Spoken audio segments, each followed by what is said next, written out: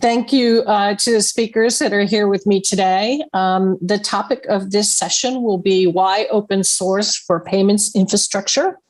We have a really great group of panelists here today. And Gab, thanks for getting up so early at 6:15 in the morning out on the West Coast. Appreciate it. We have three panelists here today that I think bring a really great range of experience in the fintech sector as well as open source. Joanne Barefoot, who is the CEO and founder of the Alliance for Innovative Regulation. In addition to her open source credentials, her work has centered on the convergence of financial innovation and regulation. And she's probably too humble to say this, but just recently she was inducted into the FinTech Hall of Fame by CB Insights. So definitely a rock star in this sector. Amanda Brock is the CEO of the OpenUK. In addition to her strong open source credentials, she also has a legal background dating back to her role as general counsel at Canonical. So many of you are probably familiar with Ubuntu. I think that's where I met Amanda Brock many years ago. And then finally, Gab Columbro. He's the executive director and founder of the FinTech Open Source Foundation, also known as FINOS. But his open source credentials date back to the Apache Software Foundation work that he did and work on the Alfresco project. But I'm sure they'll be able to tell you a little bit more about their open source credentials as well. So I'd like each of the panelists here to introduce themselves a little more fully. I'll start with Joanne.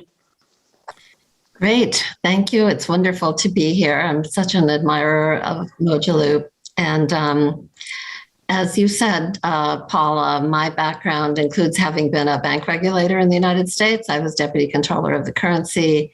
And before that, I worked for the US Senate. So I have a policy background.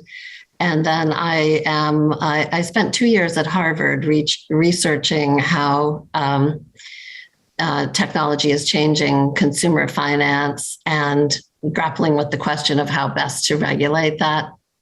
So I'm a senior fellow emerita at Harvard, among other things. And our nonprofit AIR is working on helping the regulatory sector modernize through digital technology.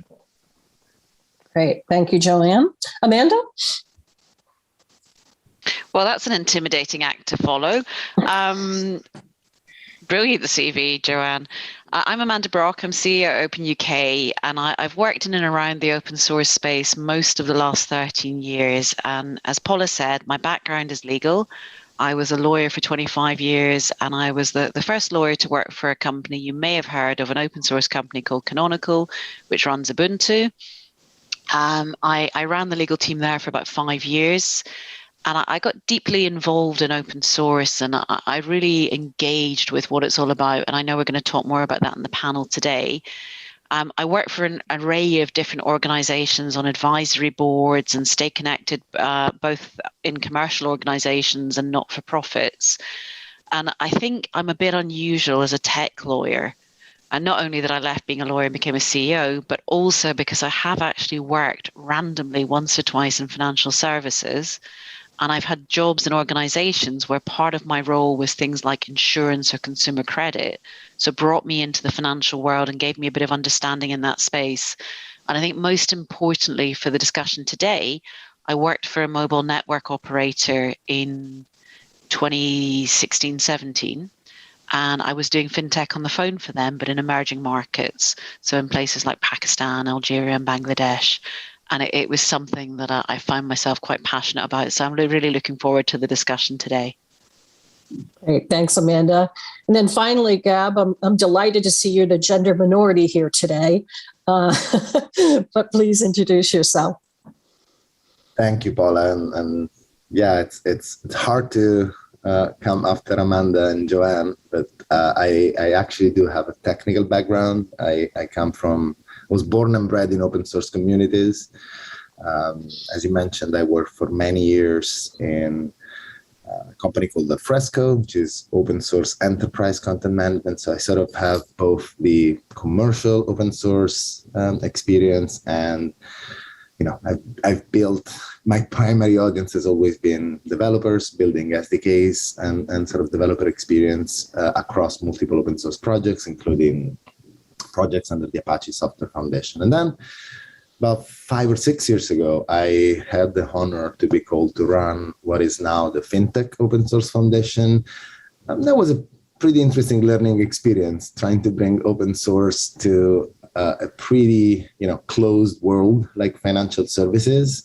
And, the good news is that we think we've made, partly because of the changing context in the industry, but also partly through, we want to think through the work that we've done at FINOS, we have seen a major acceleration of open source in this industry. And so I'm super excited to be able to share with you some of those findings and some of the experience that we built over the last few years. So thanks for having me here. Great. Thanks, Gab. So the first question is open to all panelists. So I'll ask you to assert yourself and jump in with your thoughts on this question. So kind of broad, why is open source a great option for businesses in general, but more importantly for the payment sector specifically?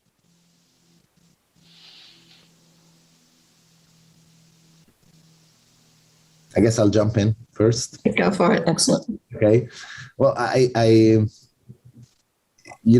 think this is an industry that has been, I think fundamentally it's a collaborative by nature industry. It's as much as, it's a very siloed and a very historically, culturally, risk averse industry. It is indeed an industry that needs to collaborate and interoperate with each other to do business. And so I think in a way, this is an industry that's been pretty familiar with the construct of at least consortia or standards, implemented to different degrees of success and rolled out to again, different degrees of success. But I think open source, and that's been sort of a common theme that I've been discussing with several of the financial institutions that are part of FINOS.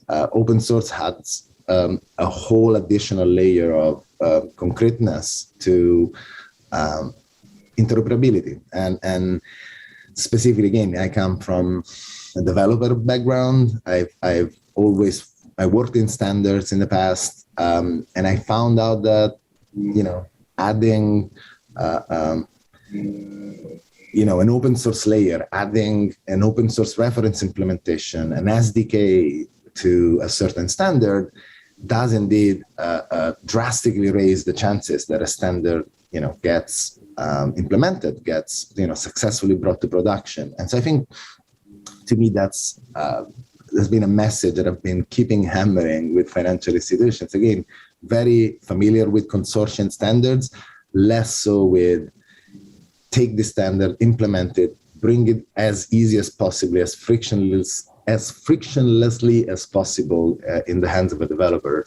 And that's really one of the key themes of what we try to do on a daily basis in our foundation. All right. Amanda, Joanne?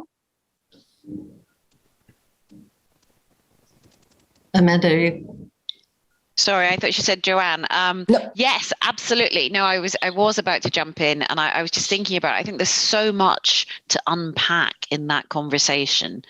And there's picking up on what Gab was talking about with standards and looking at the financial sector moving, the banking sector moving more in that way generally. There are a host of benefits that sector will see, like any sector, where you see a state of co-opetition emerge in a sector as it moves to open source, and you see collaboration, which is really important in this day and age. Every organization needs the same infrastructure and technology. Now, every organization in a particular sector needs it even more so. And what we see is organizationally, groups of traditional competitors being able to get together and collaborate on building infrastructure, digital infrastructure, which allows these standards to emerge, whether de facto or formal standards, but it creates massive cost saving. It's much more sustainable. it allows this recycling and regeneration. And, talking to developers today, they'll tell you, talking to engineers, they'll tell you that nobody creates code from scratch. They recycle what's already there. And what we see is industry adopting that as it shifts its infrastructure to a digital infrastructure. And I think it's inevitable across the board, whether you're talking about energy or whether you're talking about finance, that we're seeing this. And I think for the financial sector, and this may be slightly different in Europe, what we see is much more collaboration, because we've looked, and I know we'll come back to this, but we've looked at open banking and data. And because of that, we see a sector that is much more willing to collaborate and much more understanding of the benefits. And as I say, those benefits are things like creating the standards, cost savings, interoperability, the fact that once you have that de facto or formalized standard, you don't need to be rebuilding things all the time. You're not locked into a vendor. You can move around. But I think, to me, almost equally importantly, is when we look at the emerging markets and we think about the benefits there, and it's that old, give a man a fish and he eats a meal, teach him to fish and he eats for life piece, where actually by bringing international markets that are emerging into this space, allowing that kind of financial integration and banking the unbanked that comes with it, not just giving them the digital tools, but also opening up the ability to participate, to learn how to code, to learn to engineer and manage and maintain and build on your own code, just open source piece that is shared and collaborative, where you can develop skills on the job. What we actually create is an ecosystem around finance that's much more sustainable. And I think that's truly important.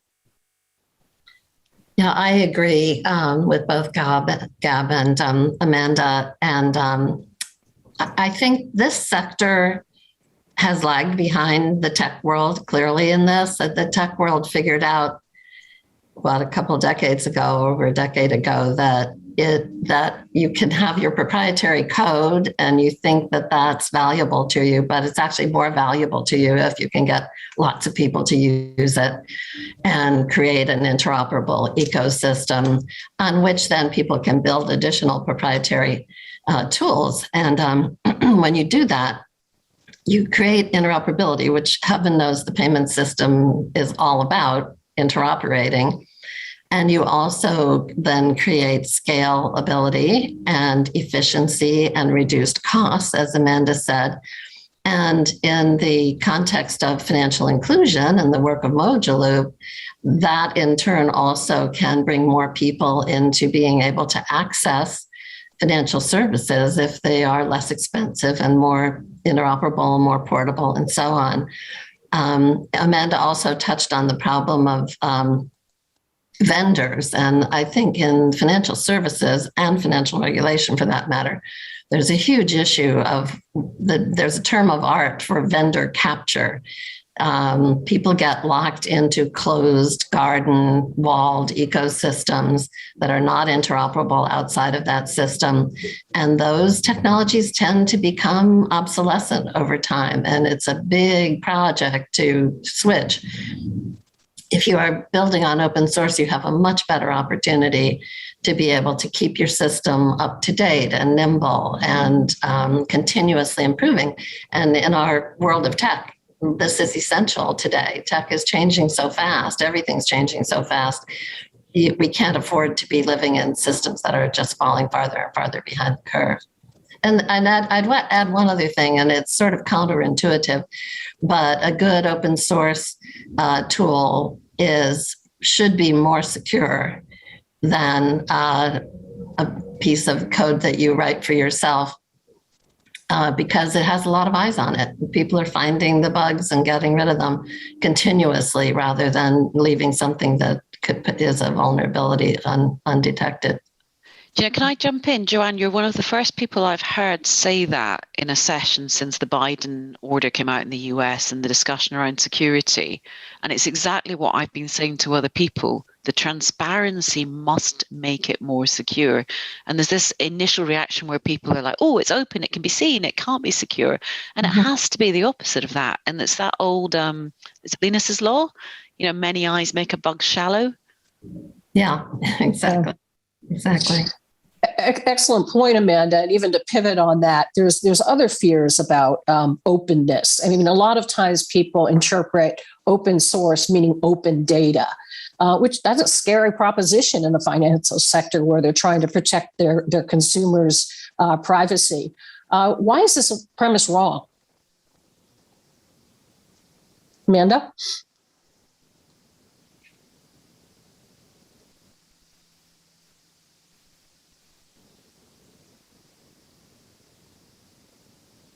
Did we lose Amanda? No, I think There she is. There she is.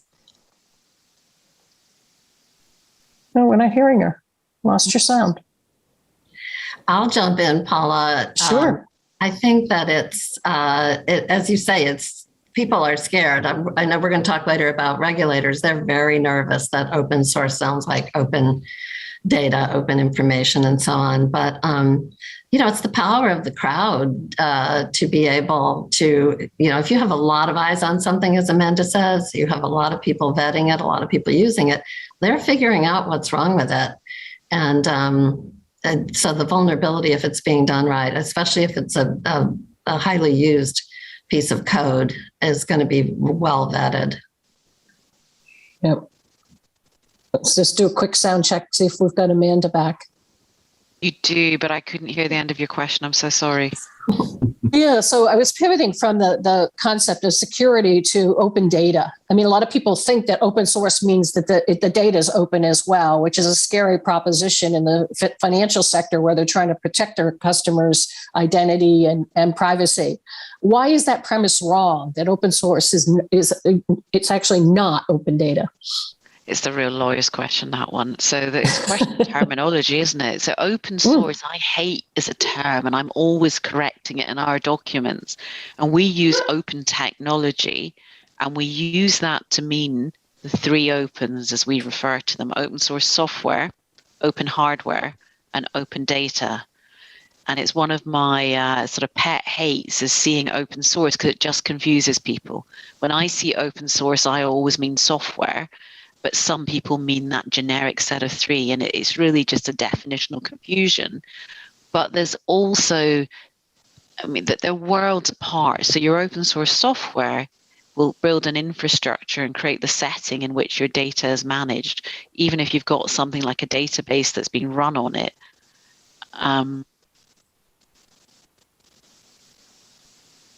Lost her again.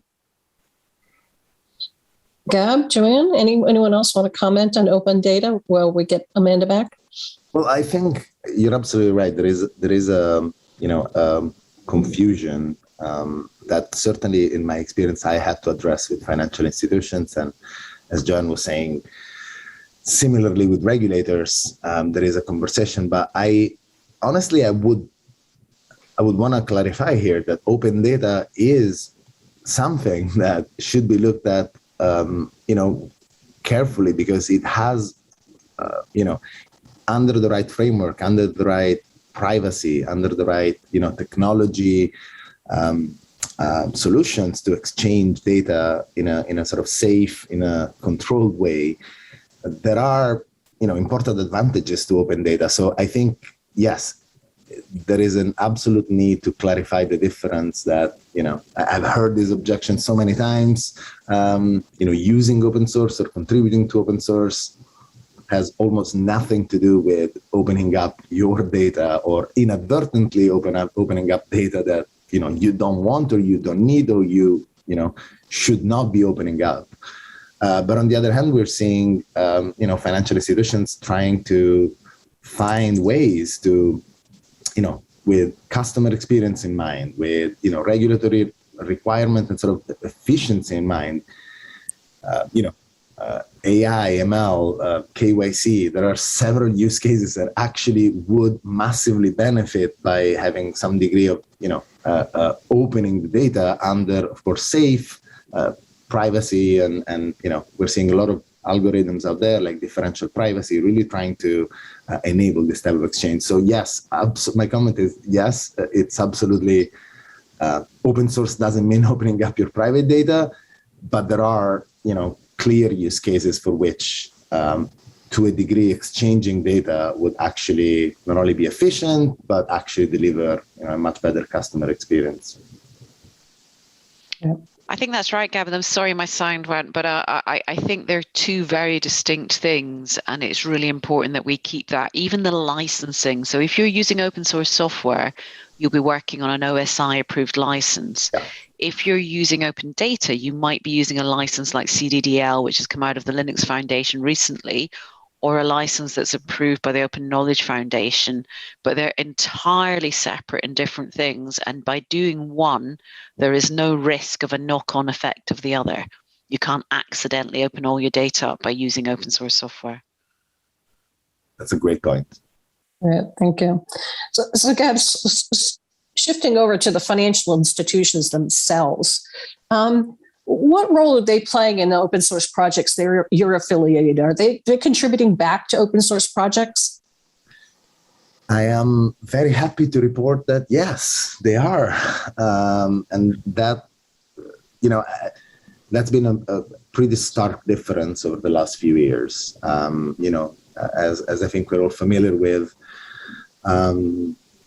financial services and financial institutions, don't have, especially when you compare with other industries, don't have, a huge history of open source contribution. That said, they have consumed open source software, for the longest time, very much like any other, technology-centric industry. I think, it's important to understand that banks are this interesting hybrid whereby, on one hand, yes, they're massive consumers of software. They could be seen almost as, the end users of software. But in parallel, they're also major producers of software. Some of the folks that sit on my board, they have tens of thousands of developers working for them. Sometimes I'm like, what would I do with 50,000 developers? What could I build if I had, access to that much talent? And so I would say until sort of even mid, last decade, we have seen mostly consumption of open source. We've seen very little examples of, contributing back. And as much as, I've been born and bred in open source, and there is an aspect of giving back to open source, I think what actually is now motivating, difference in behavior, it's ROI. Ultimately, that's what, these organizations are driven by, and that's what has, basically enabled them to have, to kind of overcome some of the cultural, legal, and just, plainly, really organizational issues with contributing back to open source. So the long story short is, over the last 3 years, we've seen a massive uptake in contributions from banks, whether it is contributing to existing projects out there, often more and more upstream. FINOS is now part of the Linux Foundation, so we have, of course, Linux, Kubernetes, Hyperledger, several really building blocks of the technology stack out there. And so, to a certain extent, we're seeing banks contributing back to upstream to make sure that they don't have to maintain their own version of the code. And I think that's, again, the ROI aspect of it.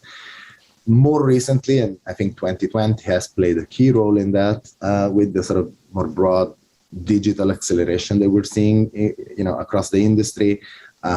We have seen at least 5 major financial institutions, when it comes to FINOS, having contributed like net new code, like years and years of, intellectual property that was originally built internally, and it's now being developed in the open. And I think, the part that I'm particularly excited about is that it's not just I would call it a dump and run. I've seen many times in the past, projects being sort of put out there to die. Putting a project in GitHub doesn't mean that project will be successful. And I think we're seeing, again, a pretty marked difference in terms of banks are behaving at least the most mature, in a much more similar way, like you would expect from technology companies. They are working open first in some of the at least strategic projects that they have just open source. So pretty big difference over the last 2 years, and we hope that the trend continues. There's a really interesting thing that Gab just said there, Paula. I don't know if you picked up on it. He said he was born and bred in open source. And Gab's much younger than me, I think. There is a generation of engineers who are coming through who are born and bred in open source. And I think there's a really interesting story that Steve Wally, who a few of us know at Microsoft, tells about Microsoft's journey and why they have moved from being probably the most anti-open source company in the world to the biggest corporate contributor. And he talks about that journey, and he talks about 3 reasons why they have moved to open source. And one is customers asking for it. One is that they run a cloud product, Azure, and that you can't have cloud without open source, which I think is a lesson in itself. But the third, and probably the most important, is that you cannot hire developers who are any good who don't use open source, because they are born and bred in open source. Today, it is the vast majority of code. It's the way that people code who know what they're doing. They don't want to go and rebuild things from scratch. They want to reuse, recycle, and adapt. And I think to add to what Gab has said, there is a maturity that I as a lawyer have seen over the last decade, because even the lawyers have collaborated.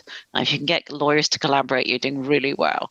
But even the lawyers have collaborated, and we've got this collective governance and tools around that collective governance that we can share, which really helps. And a lot of lawyers whose core business isn't open source are becoming more aware and engaging more with those processes. And then I think from a financial and a business perspective, what you see is control.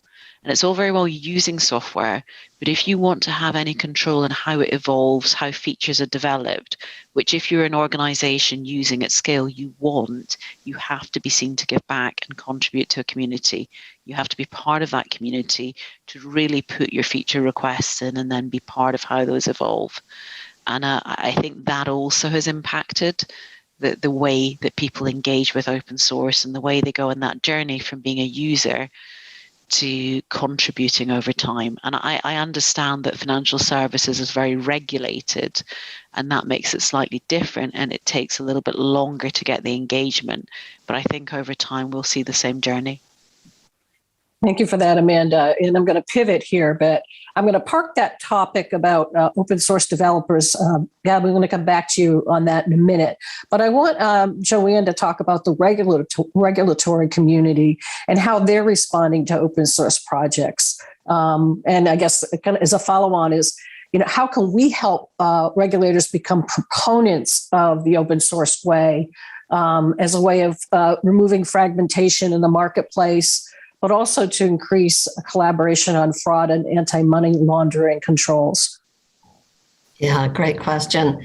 So the regulatory community is at a very early stage in this journey. We do have regulators that are active with open source. The leader in the world, I would say, is Singapore. The Monetary Authority of Singapore has really been extremely proactive in trying to convert the system to open source. We have agencies that in the United States, the Consumer Financial Protection Bureau is now defaulting to contributing its code unless there's a reason not to. We're seeing that sort of gradual change. Frankly, most regulators don't even know what we're talking about yet. And so there's a lot of educating to do. And our view at AIR is that this is going to be an essential component of shifting the financial regulatory system to a digital form, a digitally native form. It's going to have to work in the cloud, as Amanda just said. We do work with FINOS and Gab. We're very privileged to do that, trying to bring regulatory projects into what FINOS is doing. And it's a very eye-opening experience for regulators.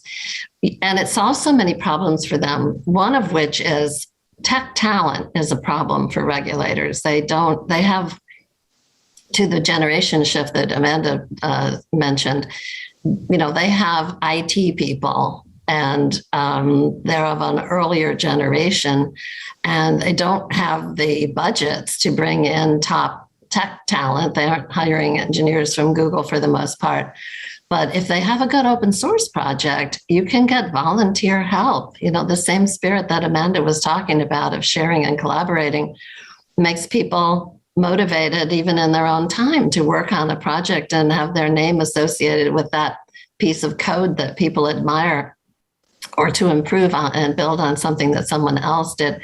So it's a shortcut for a lot of problems regulators have, including the vendor capture problem that I mentioned before.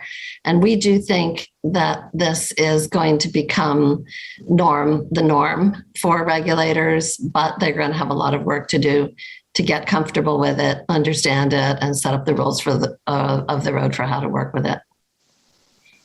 Thank you, Joanne. And you bring up a good point about labor shortage. Gab, to put you on the spot, your CEO, Jim Zemlin, was quoted this week as saying that there's a high demand for open source skills and talent. How do we capture that demand? How do we build out the next generation of open source developers? It's a really interesting question. And I think, I don't think there is, I mean, from my perspective, I think it's about continuing to build this open ecosystem of talent. And I know sometimes the word ecosystem is a little bit overloaded. And so I'll sort of dive in a little bit. But sort of piggybacking on what Joanne was saying, sure, one of the aspects is that the idea of, being able to have individual volunteers, being naturally attracted to an open source project, especially when it's, for good. And I think what you guys are doing at Mojaloop is amazing in terms of the potential that it has to, again, doing something for good, and so attracting individual contributors there. But I think there's, the idea, what basically open source enables, and this has been, something that I had to really work over time to make their financial institutions comfortable with it, is, you truly are cracking the talent ecosystem open by, using an open source projects rather than relying on an internal proprietary technology that you have to build, maintain, create skills around. By choosing to adopt an open source project that is, already established, that has already an ecosystem around it, that has already talent around it, and, a velocity in terms of features that get built around it, well, you're truly, again, creating an open, basically gaining an open access to talent. And yes, that might also mean that if your developers do actually work in open source projects, someone else might poach them, might actually take them and bring them to the next financial institution. But again, once you then, are working in it's sort of a one-to-one problem. Yes, you and folks might get your developers, but you have access to other developers out there. And so I honestly think that to your broader question, there is a need to continue training the next generation. I think the Linux Foundation is doing a fantastic job at, basically online, large-scale training, both in terms of, legal, how to behave in open source community, diversity and inclusion. There are still so many issues in open source communities. And, we just ran a State of Open Source in Financial Services survey, which comes out next week. So I'm not going to be able to share a lot of details today. But, I think, as, you quoted Jim, there's a lot of work to be done in training, incentives, and really inclusion of a broader public and a broader set of talent in the open source communities, because the demand continues to grow, and we hope to continue to see the trend continue. Thank you. So, Gab, we'll be looking for that link to that survey result. Those survey results when they become live. Shameless plug here. Yeah. Can I do it? Happy to look at it. Can I do a shameless plug, Paula, before you go? So I can't resist this. We have the same concerns across not just finance, but across the whole of the education system. And we know that there's a huge shortage of open source engineers, and the Linux Foundation report showed that last week. And we're tackling it in the primary, secondary, and tertiary education systems, as well as with building apprenticeship schemes in the UK. And we have just been sending these out. You see on the back here? So these are for kids aged 11 to 15, and inside you have one of these gloves, and we're giving away 5,000 of them. It's run on a battery pack and a little BBC microbit. And they learn to code using open source using this glove. And we have 2 courses that you'll get on the OpenUK website. Sorry, it's a shameless plug, openuk.uk/Open Kids Camp, and it's free to use. So you can make these gloves. The gloves themselves are open sourced, and you can learn through these 2 camps about open source. And the first course is very gentle. The second one is more engineering focused, more business focused. It covers the open source definition and the sustainable development goals. But we're trying to tackle this as an ecosystem and engage young people much earlier than we've done historically and much more broadly. So if anybody's interested in that, we'd be very happy to share all of our tools and information if anybody wants to try and build those ecosystems where they are. That's fantastic. I think it's so important to get people when they're young. So I'm going to pivot internationally here for a moment. All of you are engaged with regulators and fintechs around the globe. And, recently the Mojaloop Foundation announced a relationship with the Monetary Authority of Singapore, who we view as a very important innovator in this space. Can you point to specific countries or regulators that you've engaged with? You think they're really pushing the envelope with regard to open source? Maybe start with you, Joanne, but I'd like to hear from all of you. As I said before, I agree with you. The Monetary Authority of Singapore, in my experience, is in a class by itself in being much more proactive than others. And others are exploring or in taking some steps. In the UK, the Financial Conduct Authority has done some serious work on it. But again, I don't have a lot of exemplars to hold up other than Singapore. But I'd love to hear some from my fellow panelists. Well, I think mine and your experience, Joanne, are pretty connected, since, as you mentioned, we do partner on our open source regulation initiatives. I think you mentioned in the US the CFPB is also definitely again an open first to a certain extent. More recently, I think the FDIC has shown, at least from a standpoint of hiring and the type of folks that are leading the charge there. I'm seeing very promising signs.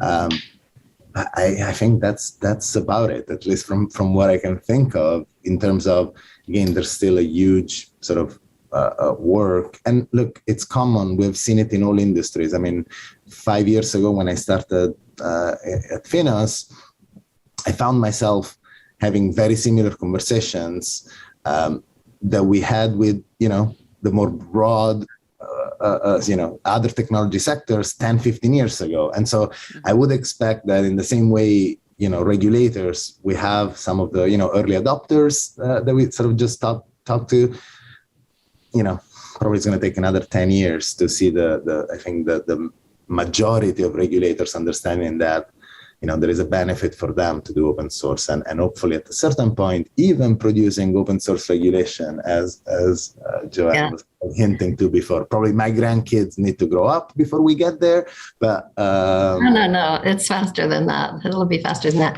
Could I just, in the spirit of giving a plug, we at AIR have launched an accelerator for regulatory problems that can be solved through technology, and it is defaulting to trying to create open source solutions to incubate. If there's a good idea that comes out of something like a tech sprint, incubate it to the point where regulators can adopt it And so that's the AIR Accelerator. It's at an early stage. It's being led by Nick Cook, who previously was the head of innovation at the Financial Conduct Authority in the UK.